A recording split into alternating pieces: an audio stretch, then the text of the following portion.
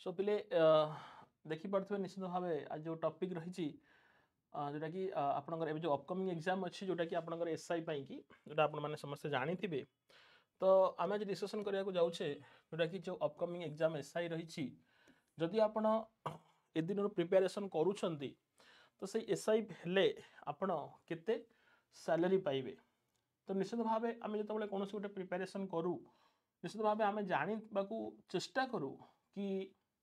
यार सैलरी केते रही यार सैलरी स्ट्रक्चर कौन जदि मु काली सकाल को एसआई हो जाऊँगी एसआई भाव जॉइन करुँची सो कि मु केते टंका सैलरी ड्र करी बहुत किसी आम मन भितर प्रश्नवाची सृष्टि होता है। तेणु जदि एग्जाम आगे आसूची आम तो प्रिपेरेसन करवा बट से प्रिपेरेसन भितर आमको टे जानवा पड़ी थाए जैकि जदि मु काली सकाळे गोटे एसआई हो बाहरुची ताहले मो पाई सैलरी केते रहिबो निश्चित भाव तो रेस्पेक्ट रहिबो कारण आमे जितेबाला दुईटी जिनस कि सस्टेन करुचे गोटे हूँ आपंकर रेस्पेक्ट आउट हूँ मनी सो दैट आपड़ गोटे एसआई हेले तो निश्चित भाव आपन को रेस्पेक्ट बहुत भल मिल आपण मैंने समस्ते जानते कोना कोटी पुलिस वर्दीर गोटे साधारण रेस्पेक्ट नुहे गोटे बहुत भल रेस्पेक्ट रही थाए। आपड़ जब कौटी रूराल एरिया को भी जाऊँगी आपण वर्दी ही सम्मान रही थाए तेणु से वर्दी रेस्पेक्ट तो रही थाए ता सहित सहित आपण को सैलरी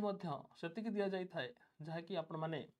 जोटी गोटे लाइफ को सस्टेन करवा गोटे भल लाइफ को जहाँकि बंची पारे। सो बिल्कुल आम डेरी नक से सैलरी उपर डिस्कसन करवा जोटा कि एसआई कि जो अपकमिंग पोस्ट अच्छी केते सैलरी रही तेरे ये जदि आप देखा गोटे स्ट्रक्चर को जोटि कि गोटे स्लीप ये गोटे स्लीप्र कॉपी जोटी आप देखिपे मु नेम पैन नंबर ये सब किसी अकाउंट नंबर ये सब किसी रखिनी सो पूरा जदि मु डायरेक्ट आसूची जोटा कि आपणकर करेंट जो बेसिक पे रही ये बेसिक पे हूँ आपणकर 35,400 टंका 35,400 रही आपणकर बेसिक पे आउ जोटी ग्रॉस हूँ आपणकर 54,762 एवं जोटा कि कटिकी आपण हाथ को आसे 46,992 टंका जदि एम्प्लॉई रेगुलर होता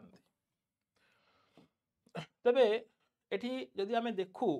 कि ये जो 54,762 टंका ग्रॉस रही यह कौन जहाँकि डिडक्शन होता है बा कौन आड होता है पिले आपणकर एक्चुअली बेसिक पे हूँ 35,400 टंका जोटी आपण मैंने जानी थे 2024 ये जो आपणकर 50% जोटा कि आपणकर आड होता कौटा आपणकर डीए रे जोटा कि 3% बढ़ी या 53% होती जोटा कि आपण मैंने समस्ते जानी थे सीटी आपणकर यही 35,400 आड हुए 18,762 टंका 18,762 टंका या व्यतीत आपणकर किट अलाउंसेस है बीआईसी अलाउंसेस है कि स्पेशल अलाउंसेस है ये हूँ आपणकर 75 रुपीज आ 450 रुपीज तो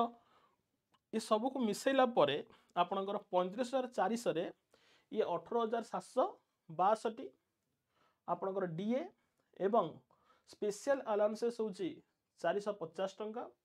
आ बीआईसी हूँ 75 किट मेन अलाउ जोटा कि 75 आपको मिसेला आपणकर 19,362 टंका हुए एटा तो ये 19,362 प्लस ये आपणकर 35,400 तो मिसिकी केते ही जाए 54,000 जोटा कि 762 जोटा आम आगु लिखीचे केते ही जाए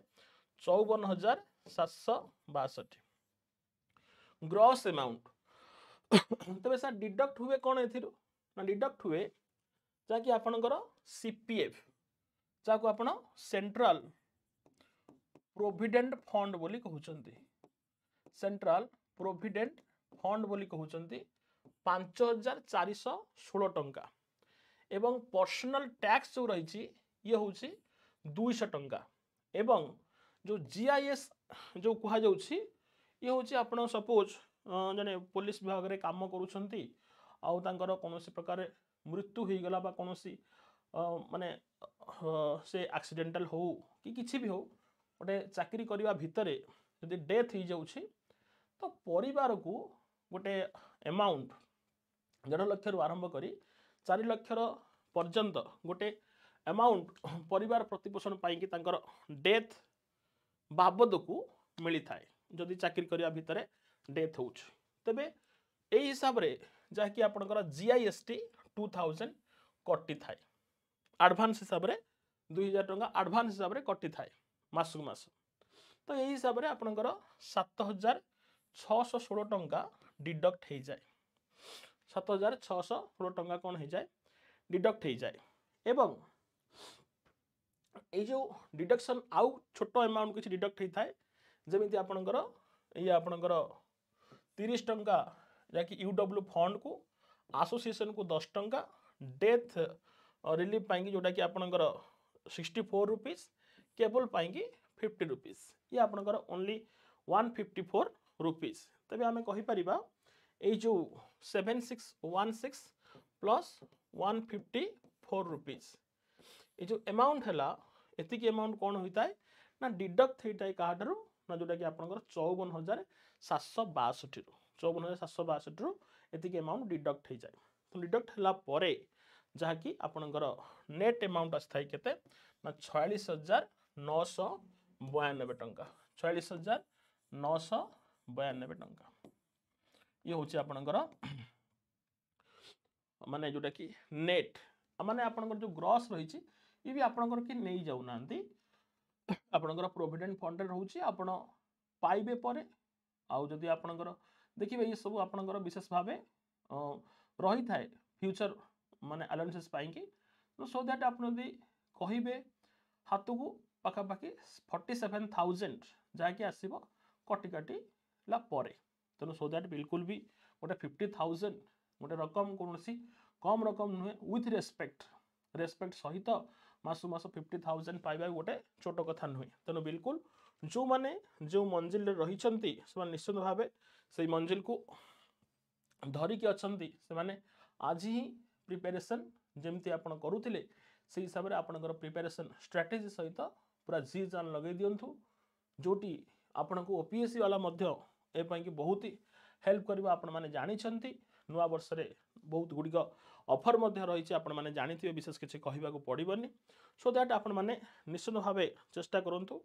यही वर्ष ही एसआई होगापाई कि जो मैंने निजर लक्ष्य रखिंट से लक्ष्य को साकार करूँ तेज निश्चित भाव आम देखा हवा क्लास मानक आपण सहित प्रिपेरेसन सहित आपण को प्रिपेरेसन करने भितरे आपण को केमिति आपण लक्ष्य स्तर में पहुँचेबा से दायित्व आपण